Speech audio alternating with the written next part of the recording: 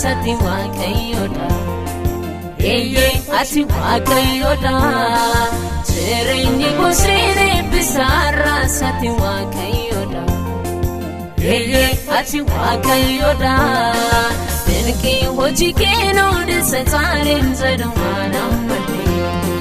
sitti kana maana tanilee yaa'usaanii naagarree dinqii hojii keenoo sataaleen jedhama sitti kana maana tanilee yaa'usaanii naagarree.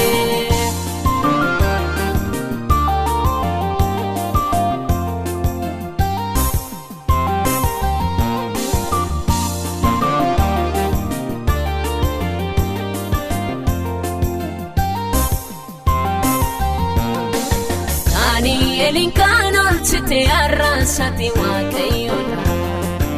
afaaleen sotaa kan cufte humni kidinkeessisaadha gargaarsaan feetumiyaa goofta tollee keef qofaaf falmita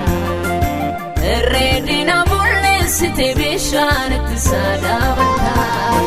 saafuu siifan jedha arrasati waaqayyoodha ati waaqayyoodha maqaa kee fulfina laadha sati waaqayyoodha ati waaqayyoodha dinqii hojii keenoo sataaleen jedhama sitti kana maana tanilee yaa'usaanii naagarree dinqii hojii keenoo sataaleen jedhama sitti kana maana tanilee yaa'usaanii naagarree humna kee hunduun daangessu arrasati waaqayyoodha ati waaqayyoodha jireenyi goseene bisaarra sati waaqayyoodha ati waaqayyoodha dinqii hojii keenoo sataaleen jedhama sitti kana maana tanilee yaa'usaanii naagarree dinqii hojii keenoo sataaleen jedhama sitti kana maana tanilee yaa'usaanii naagarree.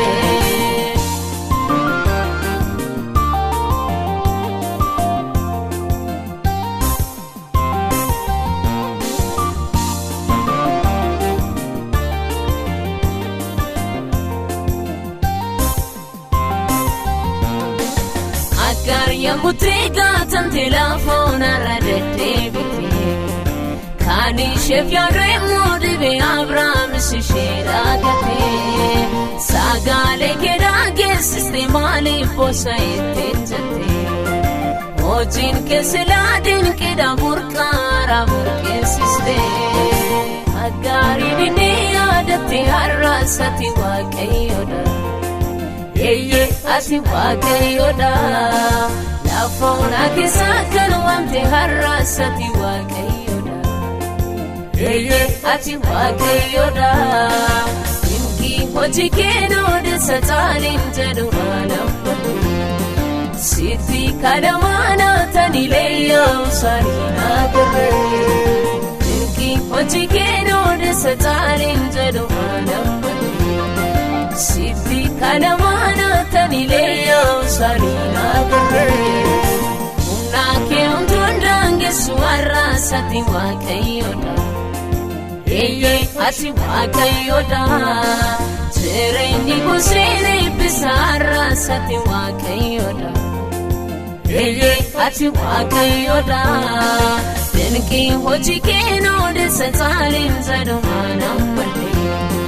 sitti kana maana tanilee yaa'usaanii naagarree dinqii hojii keenoo sataaleen jedhama sitti kana maana tanilee yaa'usaanii naagarree.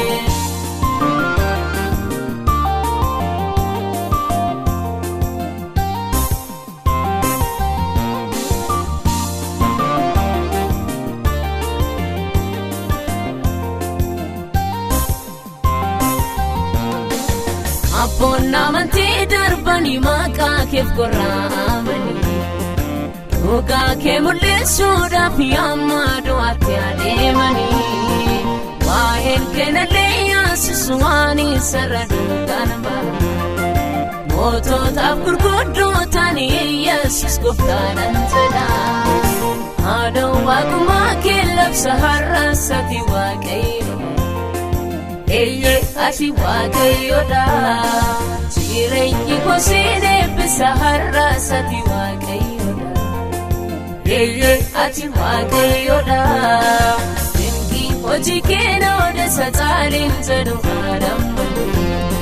sitti kadhamaana taniilee yaa'umsaanii naagarree dinqii hojii kee na odeessa caaleen jedhu haadhaan sitti kadhamaana taniilee yaa'umsaanii naagarree.